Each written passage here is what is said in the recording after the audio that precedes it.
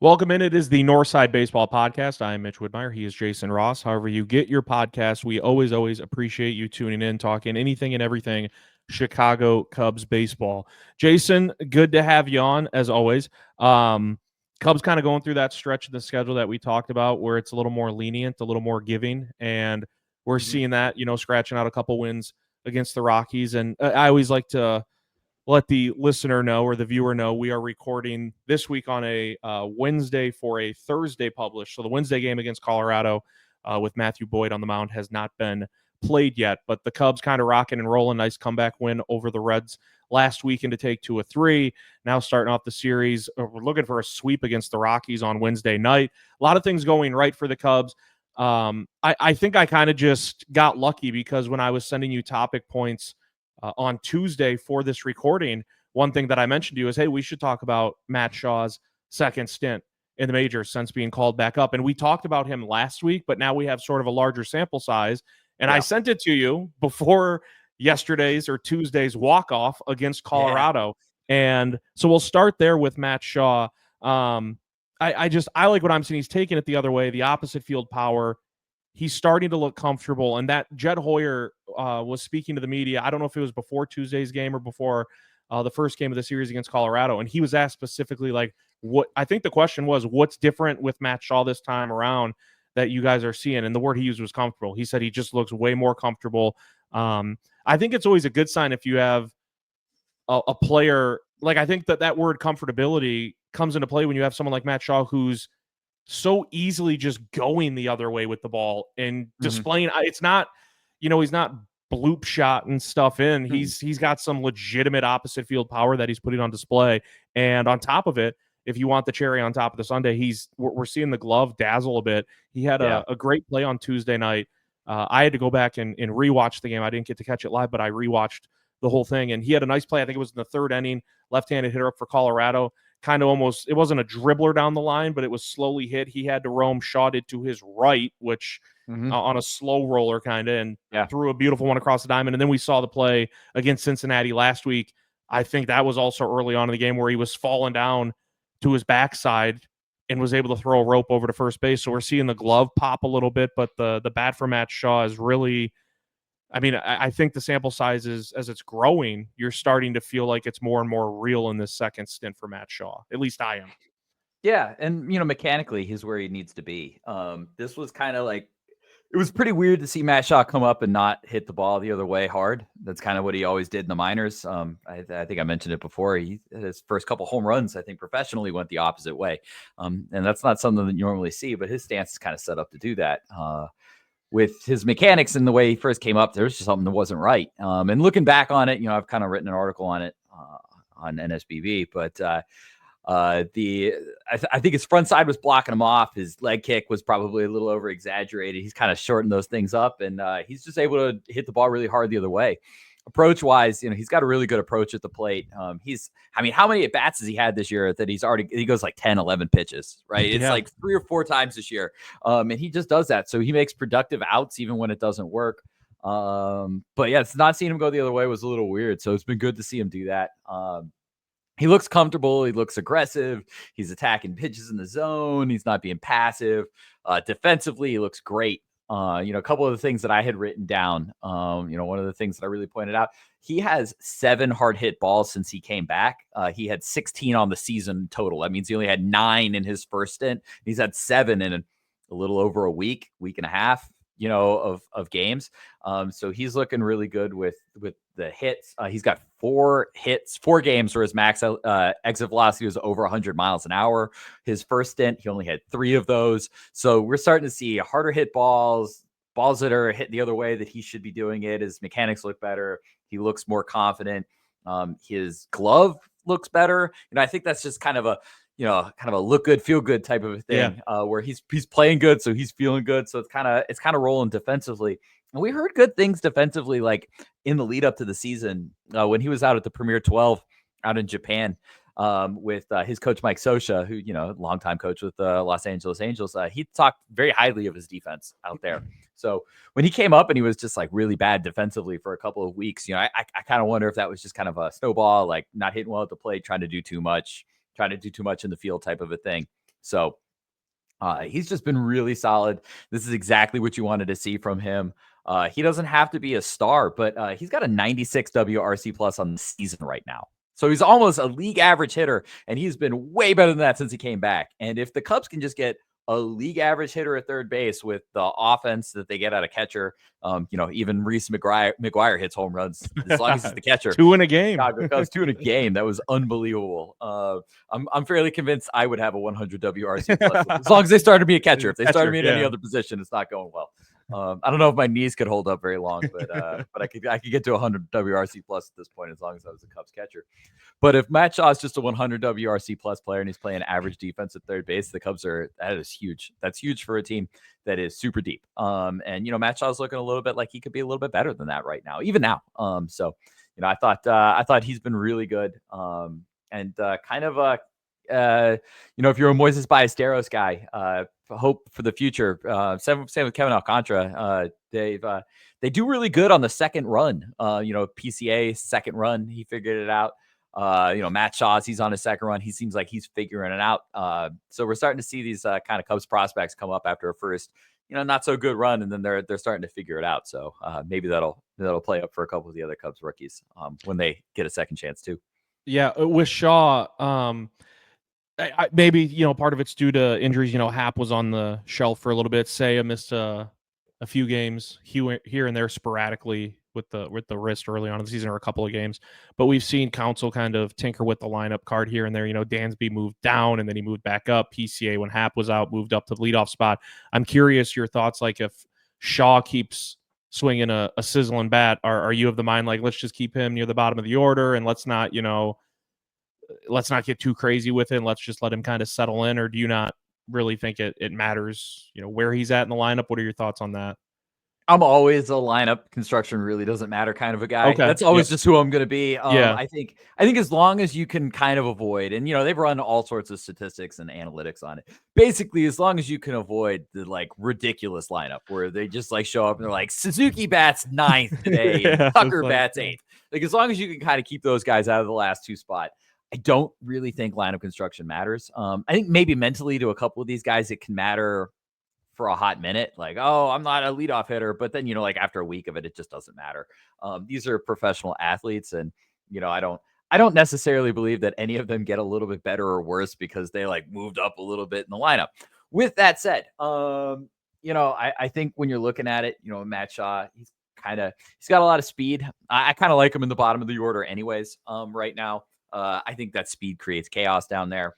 It was one of the things that I really liked at the beginning of the season was having a little bit of that extra chaos with like PCA and Matt Shaw down at the bottom of the order.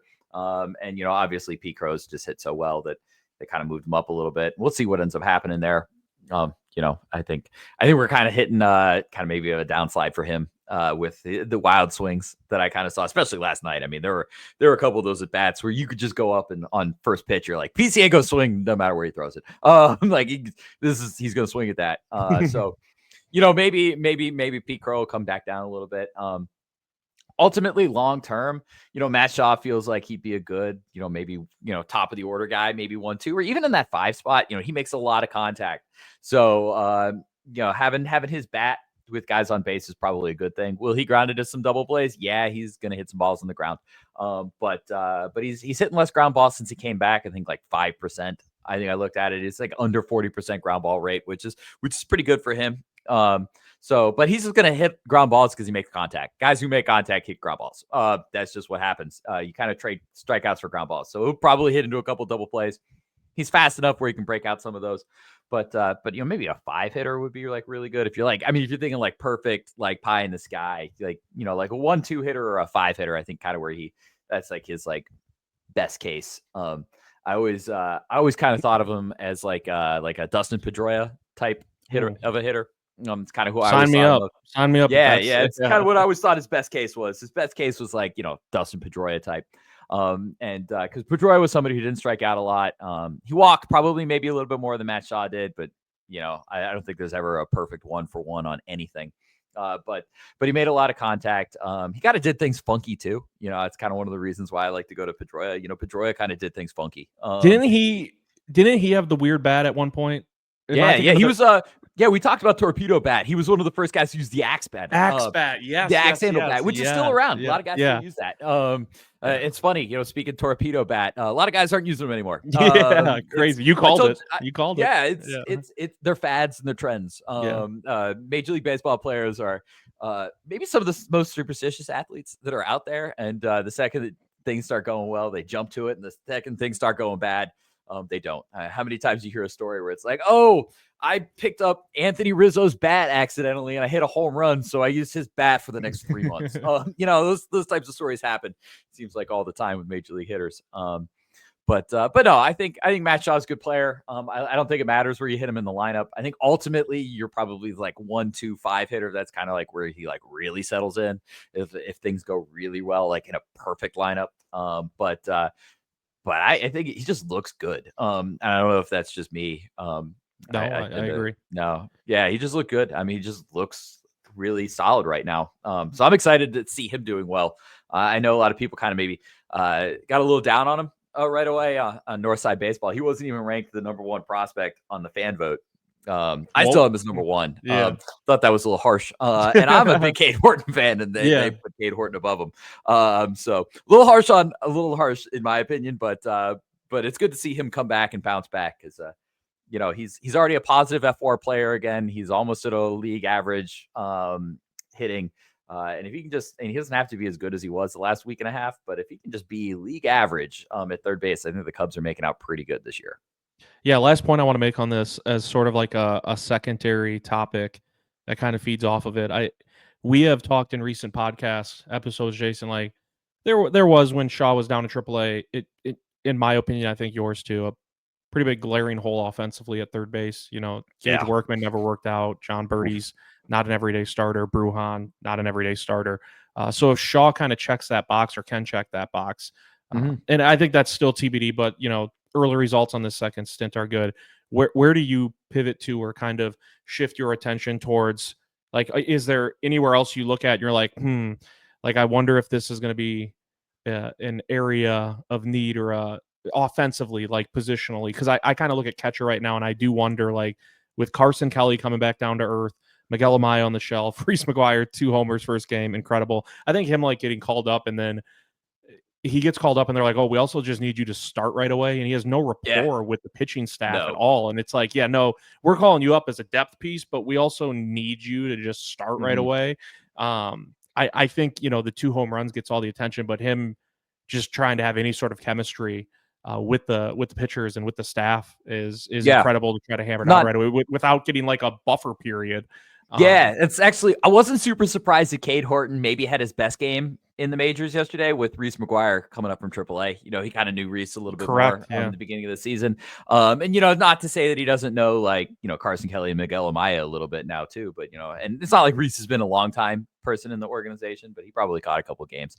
Off the top of my head, I don't know how many games he caught, but there's probably some rapport there too. But yeah, no, Reese has done well. In terms of like, my question was, do you have anywhere where you're looking at now? And it's like, no, because I was looking around and I was like, man, I guess if you want to really stretch it out, you could maybe say catcher with Amaya on the shelf. And again, Carson Kelly's come down to earth a little bit, but I look around and I'm like, feel pretty good about where the Cubs are at offensively. I mean, if he keeps hitting the way he's kind of hit the last couple of weeks, Justin Turner probably shored up that like right-handed platoon space. Like maybe that could be an area. But no, there's not a lot, maybe go with like a backup third baseman, somebody who can maybe like play that a little bit better, because as much as Shaw's look good right now, we're like a hamstring pull away from John Birdie time again. And maybe if you don't feel super confident with that, Jonathan Long is somebody who I know a lot of, we'll talk about him in the minor league report.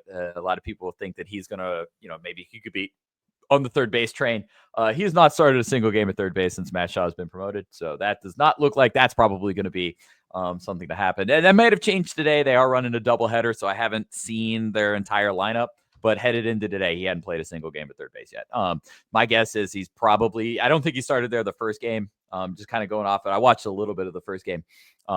Second game, I don't know if even lineups are out yet, but he has basically not played any third base. I don't think that's really a thing.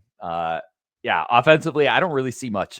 If they have a major injury, you've got Ballesteros, you've got Alcantara, you've got Casey, you've got guys who can come up. So I think that's kind of your next up. You probably have to have like a pretty devastating, like Kyle Tucker, Seiya Suzuki, like they're out for like the rest of the year type of an injury to really think about one.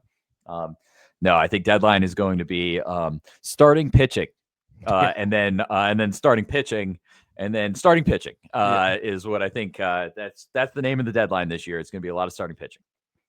Northside Baseball Podcast, Mitch Woodmeyer, Jason Ross with you. However you get your podcast, always appreciate you tuning in. Maybe it's our website, maybe it's our YouTube channel, maybe it's via Apple Podcasts, talking anything, everything Chicago Cubs baseball. I wrote an article about this 2 weeks ago, 2.5 weeks ago, Jason, and it hasn't slowed down. Jameson Taillon and the home run problem. Entering Wednesday, Taillon has yielded 15 home runs this year, tied for most in Major League Baseball. And like I said, I wrote an article a couple of weeks ago, but I want to defer to you on this one. Sort of like what seems to be the issue to you, and then to piggyback off what you just said, like I still wholeheartedly believe, even when Shota comes back, there needs to be urgency as the deadline approaches, adding to this rotation, because you can piece it together in the regular season and maybe Cade Horton really emerges and Ben Brown finds some sort of consistency, which has been a problem. And you have veterans like Boyd and Taillon become postseason time. And it's not a shot to any of those guys, but after Shota, where you go 2-3 in the rotation isn't, to me, going to stack up in a postseason series with, the likes of, I don't care who you throw out there, the Dodgers, the Phillies, whoever, the Diamondbacks, if they figure it out. But with Taillon specifically, what do you think is the issue this year with him in the long ball? Because it's been pretty. It seems like it pops up every start. It's like, oh, he gave up 1, oh, he gave up 2, oh, he gave up 4. Was it against the Mets like a month ago? Yeah. So what are you seeing with Taillon? More fastballs, less sinkers. Okay. We've talked about this on other guys. Yeah. Like Colin Ray was one of them. The Cubs' way this year is more fastballs, more four seams, less sinkers. That's just basically look at a guy who threw a sinker before, and that is a pitch that they do not use anymore. I was just looking at Jameson's StatCast page right here. His fastball usage is up from 30% to about 40% this year. So you're looking at about a 10% increase in fastball. And what is a sinker? His sinker was 11%. It's down to 5% this year. The Cubs just basically said no more sinkers. That we're going to go 4-seam fastball. And his 4-seam fastball isn't like an amazing fastball. It's not super great velocity, but it's been all right. And he throws it a bunch. His pitches are really like sweeper curve and everything like that. Sweeper has graded out awesome in run value on Baseball Savant, but I'm not super worried about it. I think it's movement wise, it's doing just fine. But he throws a lot of 4-seam fastballs. And so what you see is, Jameson Taillon was somebody who used to get about 40% ground balls. Last year, 40% ground balls, through the cutter a bunch, through the sinker more. This year he gets like 33% ground balls. So he's throwing more things in the air, and a couple of them are landing out. Now the home run fly ball percentage is elevated right now, probably significantly. His expected home run data and his actual home run data seems to jive. So it's not like he's getting necessarily unlucky. He has, I think he's thrown a lot of first pitch strikes, and guys I think are jumping on some fastballs. That's really where I think it is. Did you know that's what he had said, by the way? Sorry. Yeah. No, I didn't know that. Okay, so when I was just trying to find it real quick, my article from a couple weeks ago, because you're saying a lot of what I mentioned in the article, but again, sorry for cutting you off. Taillon said he was asked, this is 2 weeks ago, he was asked after the start against the Marlins what he thought the problem was with the home runs this year. And his exact quote from Taillon is, if I'm filling up the zone and working fast, we've got a great defense. I like taking our chances there, but I think there are times where maybe we should use the good command and expand outside the zone to not throw strikes all the time. I mean, that makes sense. If we look at his page, his first pitch strike is like in the 70s right now. He's like, like mid 70s, not even like early. Let me get it out here. Cause I had it pulled up. He is at a 72.3% first pitch strike. That's 10% increase from last year. So he's filling up the zone, and he's probably right. The cool thing about it is once you have a scouting report on a guy, then you can kind of counter scouting report it. You have to build up the scouting report to then counter scout report it. So, if I'm Jameson Taillon at this point, what I'm going to do is I'm going to throw less first pitch strikes. Why? Because I'm going to let the scouting report say I throw first pitch strikes. And I'm going to let hitters go up there with an aggressive mindset. So you can kind of, baseball is this weird game of consistently adjusting and readjusting, adjusting and readjusting. We talk about it a lot with like prospects and, how they're going to adjust and readjust and the league's going to readjust to them. Jameson Taillon is not a rookie, but he can adjust and readjust. So now the book on Taillon is out this year. Dude, he's going to throw you a lot of pitches and he's going to jump ahead of you early in the zone. So don't. I mean, that's the first way to trick somebody is if they think you're going to zag. And I think JMO's probably right a little bit on that. And I wouldn't be surprised if you kind of saw that a little bit tonight, especially against like the Rockies, a team that doesn't hit all that well. This might be a good time to expand the zone, Test it out. test things out a little bit. So I wouldn't be surprised we see just a couple less in like in zone pitches. The weird thing is that if we look at his numbers, he's not throwing any more strikes. His strike percentage, like his in zone percentage, basically the same as last year. The difference is he starts off guys with more strikes, right? He goes right at him this year. Strikes. And count leverage is awesome. The difference between 0-1 and 1-0 is monstrous. I mean, it's huge. It's like the difference between every like league average being Shohei Ohtani or like hitting like a pitcher. Back before DH. It really is. Like the numbers are unbelievable what happens when you get ahead. So in theory, he's doing the right thing, but you got to switch it up just a little bit. So I think that's interesting. It's interesting that he said that. Correct. Because it's good to know that. I'm glad I'm thinking like JMO. It's not a bad thing to be thinking like. Put you on the bump. Yeah, put me on the bump. I don't think my 58 mile an hour fastball is going to help anybody out. You talk about the Cubs being good with low velocity four seamers. We'll really put that for the test. We'll call it an ephus, the 58 mile an hour pitch. You mentioned JMO and good time to test things out against the Rockies. No free plugs, but I was on the road Tuesday and my phone was dead, so I couldn't, listen to I didn't have any podcasts, anything like that. I don't have Sirius in my vehicle. And so I was going to, old, throwback AM radio, listening to a sports station, and they were literally, it was a Chicago station. And so they were talking Cubs Rockies a little bit, Jason, and they were playing a game where one of the hosts was saying to the other two names of players or not players. And he said, you have to tell me, is this a real player on the Colorado Rockies? Because their point was like, that's how unrecognizable this team is. That's how bad this team was. And I was like, oh my gosh. Like, and I will say, as someone who watches, I watch a ton of baseball. I know you do. Yeah. I got fooled once. There was one where I was like, no, I don't think that's a player on the Rockies. And it was a player on the Rockies. And I had absolutely no clue.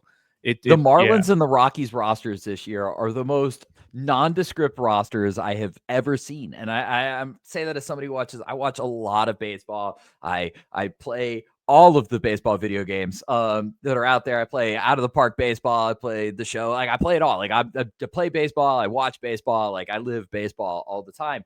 And man, they'll pop guys up there and I'll be like, I don't know if that's a real person. That's a the Marlins are starting a created player in right field today, is what it kind of feels like. And, I felt the same way with the Rockies because there are guys who are coming up to bat. I'm like, I know a lot about most teams' minor leagues. I'm like, I don't know who this outfielder Beck guy is. Never heard of him. He seems like just like a left fielder. Like they got a left fielder. And I know he's had a pretty good season. He's looked pretty good in a couple of the games. But yeah, I mean, there's a couple of guys out there. I'm like, I don't really know who they are. And the ones who I do know, they're worse than I remember them being. They really are. I did not know Michael Tolio was leading the league in strikeouts this year. Woof. Wasn't he one of their top prospects at one point in time? Yeah, they traded for him from the Royals. He was coming up with the Royals. They traded for him. Yeah, I mean the Rockies are merchants in guys who swing and miss and hit a lot of power. Spencer Jones was Nolan Jones. That's who it was. Spencer Jones, Yankees. Nolan Jones was the guy they traded back and forth with Cleveland the last couple of years on a guy who just doesn't make any contact and hits a lot of power. I don't understand the Rockies, man. Yeah, I got fooled on Seth Halverson when I was Oh listening. yeah, that's not a real person. He has 2 saves for him this year. I was like, wow, he's been a closer for him. Yeah, Seth Halverson. When they said that name on the radio, they were going through all these names, and some of them were just fake names. I was like, yeah, no, he's just coming Not sure Mm. off the dome with that. I And don't they're know like, if I'm no, that's more working in the impressed. Rockies. I was like, I'm not more if I'm more impressed that Self Halverson has 2 saves, or that the Rockies have 2 saves, because it just doesn't feel like they would have enough wins to get to 2 saves right now. He must be leaving the crazy, man. clubhouse. It's crazy. Northside Baseball Podcast, Mitch Widmeyer, Jason Ross with you. Flip side of that, someone who's been just on fire, Seiya Suzuki.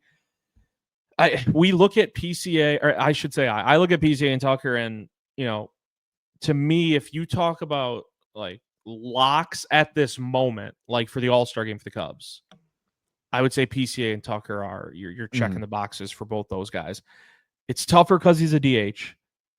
I ask you though, Jason, like what about Seiya Suzuki? To me, he's having his best year in the bigs since coming over to Major League Baseball. The StatCast page lights up in red almost every category outside of strikeout percentage.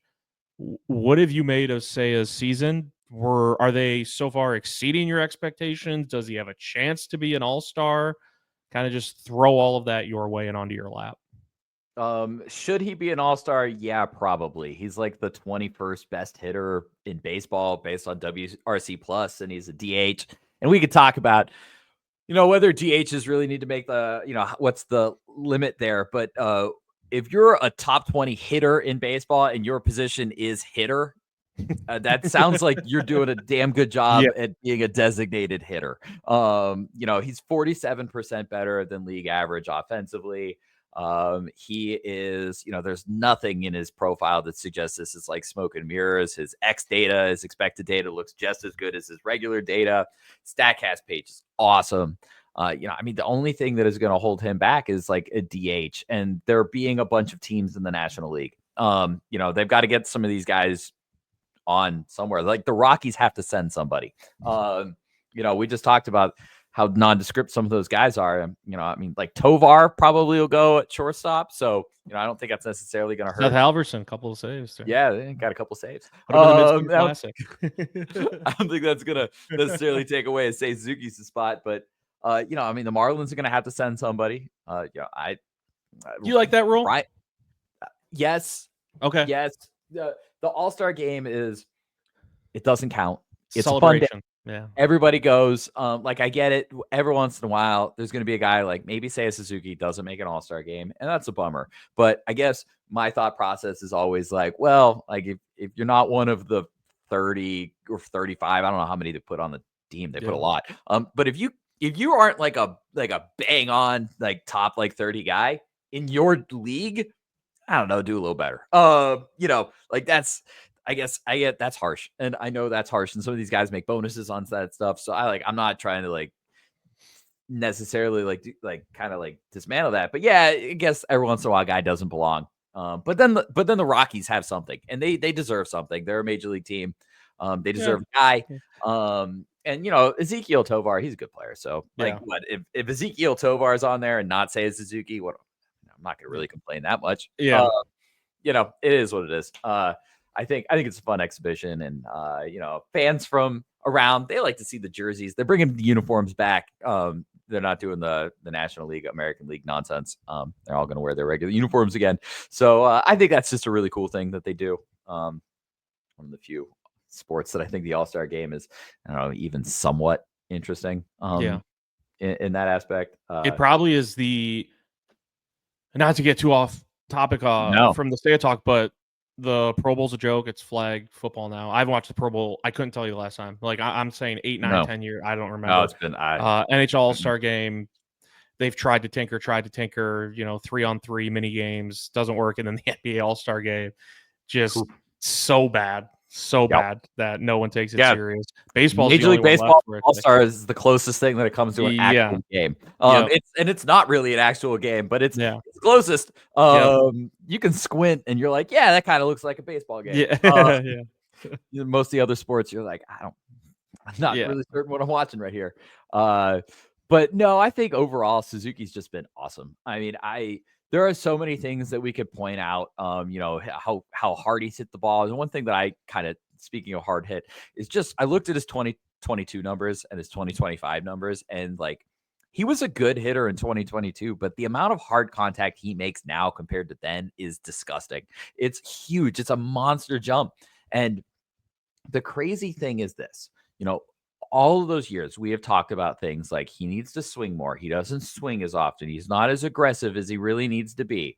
His zone swing, it's up like 3% from his like first year, and he's not even like at a career high this year. So it's not like he's swinging more. He's just a great hitter and just like settling in. He just doesn't chase. When he hits the ball, he hits it super hard. And like that's what a hitter's supposed to be. He's been fantastic. I'm glad he's doing well. He seems like he's a cool dude. And I know he didn't necessarily want to be a DH going into the season, but he's just taken to it. I think he's probably kept him a little bit healthier. And I'm just glad he's here. Seiya Suzuki's been awesome. I was a big Suzuki fan coming out of Japan. I was excited about him. I didn't think the Cubs really had that good of a chance to sign him. And then they got him like last minute. And I've been super excited about him ever since. I'm jazzed. He's awesome. Two things to put a bow on the Seiya topic. You said what would you said something about like seems like a fun guy, seems like a fun dude. He and PCA are quite the entertaining duo. Oh man, the two adults, I love them. Holy crap, they're a fun duo to just watch interact. We needed a new Brizzo, so it's good to see those two. They're cup checking each other after wins in the line. Oh, dumping water in each other in the dugout. Yep. And then the second thing I wanted to bring up, because to me, I think we're walking step for step with this one. Like it's been Seiya's best year in the majors so far. Do you believe any of that is due to him being a full-time DH and just focusing on the hitting, or do you think it's just, hey, more comfortability, another year in the league, and I'm just figuring things out more and more anyways? If you go on his Fangraph page, this is amazing how this works. And you look at his WRC plus year by year. His first year he was a 118. His second year he was a 128. Last year he was a 138. And this year, just to keep the pattern, he's a 147. The other day he was a 148. This day he fell down like one. But he's basically added 10% on the league average since he showed up. So I don't think this is necessarily a DH thing. I think he's healthy. And I think the DH probably plays into that. No, I just think he's a hell of a hitter. I mean, you just look at his numbers. The dude just absolutely crushes baseball. And I think maybe it's a confidence thing. Maybe he's just a comfort thing. He's just really comfortable with the league now. He just hits the hell out of the baseball. When he makes contact with the baseball, which is pretty often, he makes a good amount of contact. He hits the ball super, super hard. He is again, just going back to that Statcast page, 89th in expected slugging, 92nd in average exit velocity, 91st in barrel percentage, 88 in hard hit, 98% in launch angle sweet spot. The guy just hits the hell out of the baseball. You throw him strikes, he swings. He hits the hell out of the baseball. And I don't think that's because he's a DH. He's focusing on hitting anymore. He just is getting better and better. I do think it's his health, though. He tends to pick up like little, like kind of nagging injuries consistently, the wrist or the oblique or like some little thing. And I think that's probably helped him a little bit. So that's my take on it. I don't know how you feel about that. If you're kind of thinking the same thing or if yeah, absolutely. You brought up oblique too, like the amount of oblique injuries we're seeing on the. What is going on with that? It is like league-wide? Okay, yeah, okay. I can't remember who it was. I saw a message. I'm not, fanning over injury lists for all the teams constantly. I am with the Cubs, and I'm just like one oblique injury after another. Porter, Hodge, Ian Happ. It keeps going and going and going. It's like, gosh, dang. And I wondered if it was a Cubs thing or a league-wide thing. All over the place. It was going into the Red series. The Reds had a few oblique injuries. Okay. Somebody had been mentioning that they had like about as many as we did. Travis Bazzana, one of the best prospects with the Guardians, he's out with an oblique strain. There's just a lot of guys out with obliques right now. And it's weird. I just don't remember. I don't remember that ever being so prominent. No, it has been very odd. And when you just type in like the oblique, like there's just a lot of people who are Rhett Lauder. Speaking of Reds, there was one of the guys who's on an oblique strain. One of their pitchers, Yeah. one of their best prospect pitchers. So it just seems like it's just out there right now. And I don't know if maybe we're just like using terminology better, like to like identify these injuries, or if it's just like, yeah, no, like oblique injuries are up like coincidentally. I don't know if something's like weird going on with the training, but it seems like oblique is like that's a hot topic injury right now. Yeah, I mentioned Hodge and Happ earlier this year. Amaya right now out with a strained oblique. Matt Shaw. Assad got moved to I think it was the 60-day 60 IL, day. wasn't it? Yeah, Yeah. strained oblique. It's weird, very very Yeah, it weird. is. When you said the word oblique, it like clicked in my mind. I was like, I was just thinking about this after Amaya's injury. When it was announced as a strained oblique, I'm like, how many of these we going through this year with the Cubbies? There's a lot of them out there. Yeah, just Googling them. I did a quick Google I was trying to figure out who was talking. I couldn't find the original message that I had, but yeah, there's a lot of guys out with obliques right now. It's kind of crazy.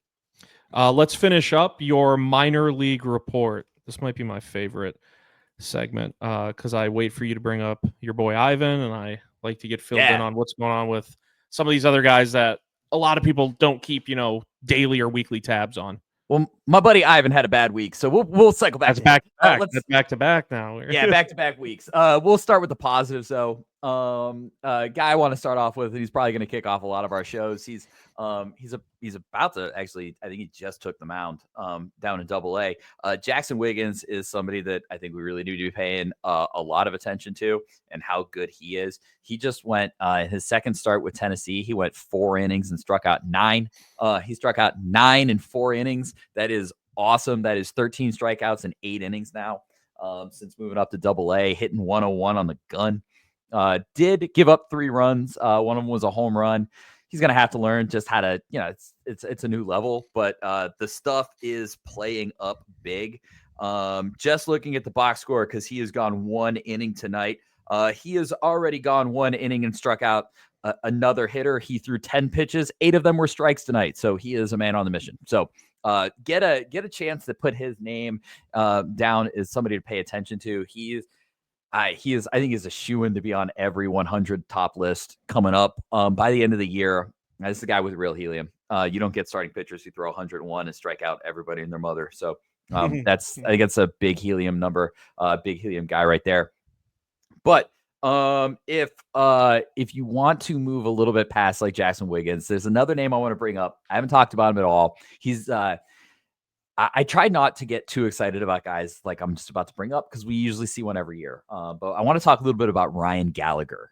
This is not anybody who probably anybody has on their bingo cards. Ryan Gallagher was a 6th-round pick out of UC Santa Barbara last year. For those of you guys who don't like follow the MLB draft like a real sicko, the MLB draft does not run like the NFL draft. In the NFL draft, it's usually meritocracy, like kind of all the way through.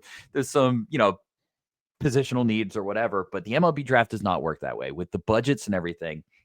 Your first couple of picks in the draft, these are your best prospects, and then you get into this weird section around usually rounds 3 to 10.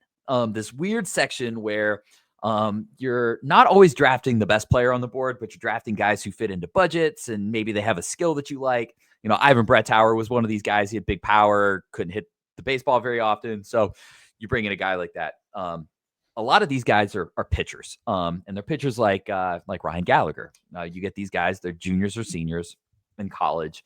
They probably, if they went to a big SEC school, they're a senior, and you can they just have to sign at that point. But Gallagher came out of UC Santa Barbara. He had good movement, but he's throwing 88, 90 miles an hour. And if he was left-handed, you'd be like, well, okay, throw him in the bullpen, maybe you got something. He's a right-handed pitcher. Even at a little extra velocity, you're probably not super excited about him out of the bullpen. Well, the Cubs did what the Cubs do with prospects. And one of the things they do really good is add velocity. He's hitting 95 now. He's not sitting 95, but he's hitting 95, which means he's probably sitting 92, 93, 94. It's kind of hard to tell. South Bend's gun, it doesn't show the data very often. It's kind of like it's like you're at a nightclub. It's strobes. You'll get one, and then the next one won't even pop, and the next one will say 18 miles an hour. So you can't really buy into every little bit of it. But you see 95s, you see 93s, you see 94s. The velo is up. He wasn't doing that at UC Santa Barbara. He has 29 strikeouts in his last 18 innings. That is 29 strikeouts in 18 innings. He just went 6 innings the other day. He struck out 9. He went 90 pitches. He had a 12 strikeout game prior to that. He's a name to keep your mind on. A lot of times, and why I talked about the draft, is these guys who get picked in the 6th round. They do this. The Cubs have one pitcher who does this every year. Last year it was Sam Armstrong. The year before that was Brady McCullough. These are mid-round pitchers who come out of college. They have like a pop-up season and they kind of disappear. Sam Armstrong, didn't have the velocity. It's not really going all that great for him. I still think he's a mid-reliever prospect, probably more than a starter. Brady McCullough looked pretty good a couple years ago, got hurt. We'll see what ends up happening. Ryan Gallagher could be our next version of like, he's too old to be in high A right now type of a thing. But with the velo bump, you kind of think, I don't know, maybe like this is real. Like we can like kind of bank on this. So, back pocket that name. I think he'll be in Tennessee sooner rather than later. That's a name that I'd want to keep up with. If we want to talk about other guys who just having a good time right now, I want to talk about Luke Little. We haven't probably thought about Luke Little since he had his bad go with the Padres. Over his last 14 inning pitch, he has a .63 ERA. He has 19 strikeouts, and most importantly, 2 walks over his last 14. Do I think he has to come up today? No, the lefties are doing pretty good. Look at Daniel Palencia, and you think he's doing really good right now. Well, he was on the Luke Little path for the longest time. Lots of walks, big velocity. And then he figured it out, and now he looks pretty solid. And so I wouldn't be surprised if we get an injury shortly and Luke Little gets another look. He probably deserves one. He's got enough stuff. It's there. If he can control the walks, that's awesome. Staying in Iowa, we're going to stay with Christian Franklin entering today. He had really been struggling for the last couple of weeks. Over his last 40, he has a 224 WRC plus. He looks really good. He was somebody that StatCast really liked going into the season. He made some kind of mechanical changes, throwing a heavier bat at the ball this year too. He really struggled there for about 50 plate appearances, seems to have gotten back on track. I think he's a major league outfielder. Whether he's a starter versus like a 4th or 5th guy, kind of up in the air, but I do think he's a major league player. So those are some of the guys that I really wanted to focus in on. The other one I kind of want to talk about as somebody who I just is just having a really great season. And I think he's going to be an important player when it comes to the trade deadline is Jefferson Rojas. I brought him up before, but he is just banging away down at South Bend right now. Another week of 161 WRC plus. He's controlling the strikeouts. He hit 2 triples. He had a double. He is another big pop-up. So like once this like next run of prospects kind of goes through, I think Rojas and Wiggins, the two, those 2 guys are probably some of the leaders in the clubhouse to be like our number 1 prospect headed into next year, plus the draft. Not everything was perfect. Jordan Wicks went down with an injury. He limped off the field. I haven't seen many updates there, but it did not look good. That was kind of a bummer. Jordan Wicks hurt. Cole Mathis still hasn't played. He's a 2nd round pick last year. He's coming off of Tommy John, not a pitcher. He's a first baseman, 3rd baseman, but he hasn't played for a little bit. Hoping that gets mixed up. And then, my buddy Brett Tower, just not a great week. He's not getting to the power right now. It's still managing to keep the strikeouts pretty contained, but he's kind of going through some struggles right now. So hoping it's just kind of a rough stretch and it's not like an readjustment thing, and he's got to figure it out again. We'll kind of see. It's a prospect game. Sometimes they have good weeks, sometimes they have bad weeks. But yeah, Wiggins, put that name in your cap. Ryan Gallagher, back pocket that name. And I forgot to even mention this. Moises Ballesteros hit a home run today. So shocker. It's actually his first extra base hit all month. Oh wow! So fun fact. He was hitting a lot of singles in Iowa before he got called up. Hit some singles with the Cubs. Kind of didn't played a little bit, and then he went back, started hitting singles, but hadn't had any extra base hits. They did a home run in the first game of a doubleheader today. They are playing a second game of the doubleheader. Today is a if you're into prospect baseball, there's a lot of prospect baseball. They are currently having 7 games across the 4 affiliates today with rainouts and doubleheaders and everything. So Wow. Knoxville, Myrtle, and Iowa, I think all have doubles today. So lots of baseball. Lots of Lots of baseball. baseball. Yeah, and then the Cubs will play a little bit. So that's kind of your minor league report this week. I think we got a couple names. Like I said, Ryan Gallagher. If you get a chance, check him out. He's on my to-do list just about every time to watch right now. One other injury note. I just scroll down a little bit. Nazir Moulay is a pitcher I've talked a little bit about. Kind of why I wanted to bring up Ryan Gallagher. Moulay did hurt his back. He's going to be out for a little bit. He had 2 really bad starts in a row, so probably something to do with there. So if you need something to put in your normally scheduled Muley time, give Ryan Gallagher a look down at South Bend. I think it'll probably be in Knoxville shortly. So yeah, good week on the farm generally though. Awesome. Want to finish up with 2 points that feed off what you just spoke about with a couple of those names. Let's start with Moises Ballesteros. Amaya goes on the shelf. They call up Reese McGuire instead of Ballesteros. To me, it's probably strictly they just don't trust Ballesteros defensively for big stretches with Amaya on the shelf. Because one of my buddies texted me and they said, "Man, I was hoping it'd be Ballesteros instead of McGuire." I said, "I think they probably just trust McGuire defensively behind the plate more than they trust Ballesteros." And to me, it was as simple as that. I don't know if you have similar thoughts or not. I think it's exactly that. This is a tweet I should have saved. I can't remember who it was. It might have been. I can't remember who it was, but they put up a list of all of the catchers who were under the age of 22 who caught a game at the major league level, and it's almost like none of them. The catchers just do not catch major league games at the age that Moises Ballesteros is, and this is that even goes beyond like the guys who were like, oh, they're really good defensive players. Moises Ballesteros is awkwardly shaped, and we're already kind of like, I don't really know what he's going to be able to do behind the plate. First base. Yeah, right. Like, what is he going to really do? But, his defense is up in the air already. So, like, guys his age just don't catch at the major league level. It takes a while. I think it's catcher at the major league level. I think is one of it might be the hardest position in all of sports. When you really kind of like boil down to it, like maybe go with like goalie, like in the NHL, like in terms of like just kind of being out there. But I think the beating that catchers take on a nightly basis, and the amount of time that we just notice like how long it takes. I think the closest thing is the NHL goalie. And if you're an NHL fan, goalies take kind of forever in a year. I'm a big Philadelphia Flyers fan, and I remember a few years ago they had a prospect. His name is Anthony Stolarz. He looks like he might be an all right prospect. He came up like age 24. It looked all right. Didn't really work out. Flyers dumped him. He goes on playing around with other teams. He's like 29 or 30 now, and he's the starting goalie for the Maple Leafs, and he's good. But it took him until like he was like 29 to kind of figure it out at an NHL goalie. And I think when we talk catchers, like there's just a longer gestation period there. It just takes a while. So I'm not really surprised they didn't go with Ballesteros. I didn't think they would. I didn't think he was ready for that kind of a thing. And that's okay. That's not a bad thing. They've already said that his bat's ready. And they said that when they needed a hitter.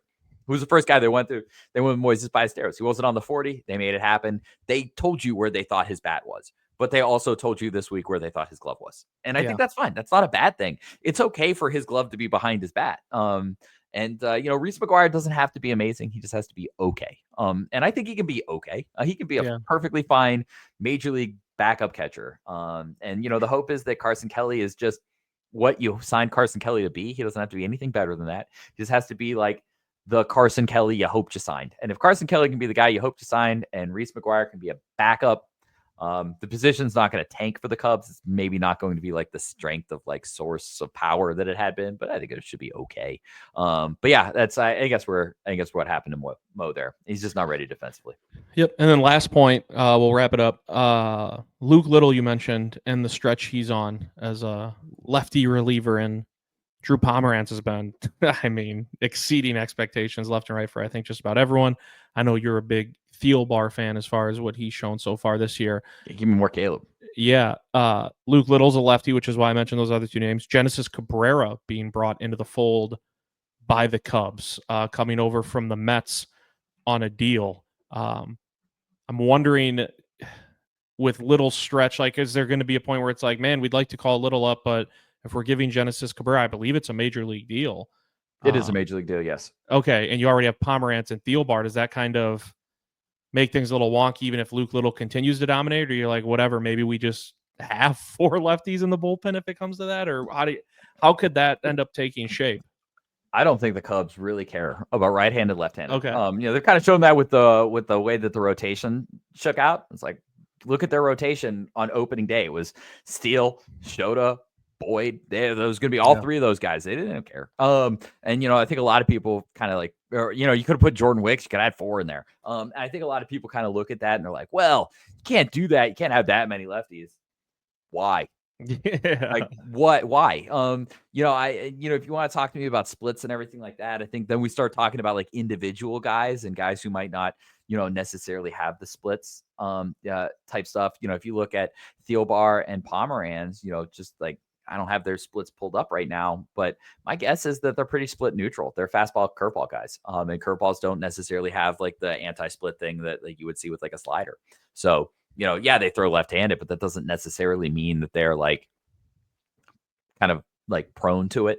Yeah. I do have just to finish up the minor league report. Breaking news, right? Is because we always get a little bit. Will Sanders promoted to AAA. He's had a good little run at Tennessee. That is a name that I would say as of right now, do not completely discount him getting a start with the major league team.